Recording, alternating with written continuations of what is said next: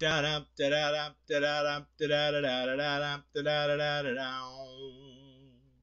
does that even mean, Bowers Game Corner?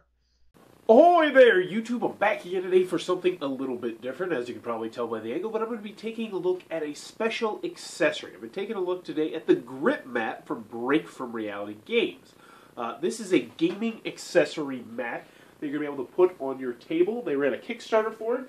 It was very successful, and now they are a reality. Sorry for the pun here.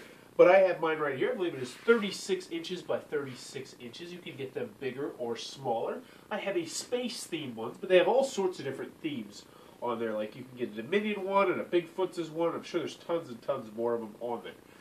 So let's go over the nuts and bolts of this thing. I mean, you can roll it up. Very simple. It will lay flat. You can crinkle it up and crumple it up, and it will still retain all of its form, which is really, really nice. I've been using this actually for the past month or two. I've really been wanting to put it through the rounds. It's got spilled on it. It's spilled water. Wine's been spilled on it. Some beer's been spilled on it. Spaghetti sauce has been on this thing. And as you can tell, it still looks just about brand new. It's also not going to tear. Like, I am really putting that in there. I mean, you can crinkle it up. It's you just take the little water and boop, boop, you clean it up like that. So what's the real point again of the grip mat, though, is to keep things in place. So we're just going to have a little bit of a demonstration here. We're going to use some cards, and we're also going to lay down some tiles so you can see exactly how large the thing is. So tile-wise, let's go ahead and just lay this down. These are Twilight Imperium 3rd Edition tiles. And as you can see, you are going to have plenty of room on this thing. And I'm starting all the way at the corner over, or all the way at the edge over here, to set up your galaxy. I mean, this is really going to make this game, you know, just kind of pop. So 1, 2, 3, 4, 5, 6, 7, 8. I believe you only use 7 for the 8-player expansion. So you're going to have more than enough room to completely set up your galaxy on this bad boy. Now, let's take a look at how things are going to move, because it's called a grip mat, so obviously it's important that it grips things, right? Well, let's have a look-see. Let's do a comparison test right here. We're going to have one tile over here. I'm just going like this. You can see, pretty self-explanatory, moving back and forth, doing it over here. This thing is not moving. This thing is, yeah, same amount of pressure, barely moving. So as you can see, it's got quite a good deal of grip there. So next, let's take a look at some cards, see how cards are going to do on this bad boy. So tiles, big success on the tiles. Now what I've heard a lot of people like to use this for is X-Wings miniatures, especially the space theme one, and that would make sense. So let's see, yeah. Those cards are not moving. Those cards are not going anywhere. So yes, it is definitely incredibly grippy, as you can see from that. One more thing that I really don't think about, because I play in my basement, but I know is a concern for a lot of people, is how does the dice sound? How does the dice sound? And let's get it on there.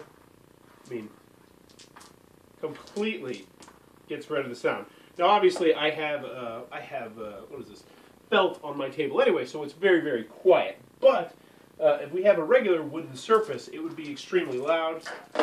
I mean, as you can see, compared to... So, that's the grip mat right there. It is, we're going to flip this around. So that is the grip mat from Break From Reality Games. What are my final thoughts on this guy? First and foremost, let's go over the pros, let's go over the cons. First, on the con side, it's not going to be for everybody. This is a rather expensive gaming accessory. Now, it's not going to set you back hundreds of dollars, but you know, the larger ones, I believe, are like $112, something like that. So it is rather on the pricey side. Also, it's something that you by no means need. I mean, there's other ways you can get around having a non-sticky table like that and just having like a dice tray or something like that that's going to reduce the sound. So this is not something that I'm actually going to say, oh, you have to have this. You have to go out and get this right now. Last on the con side is they don't customize it to exactly the size you need.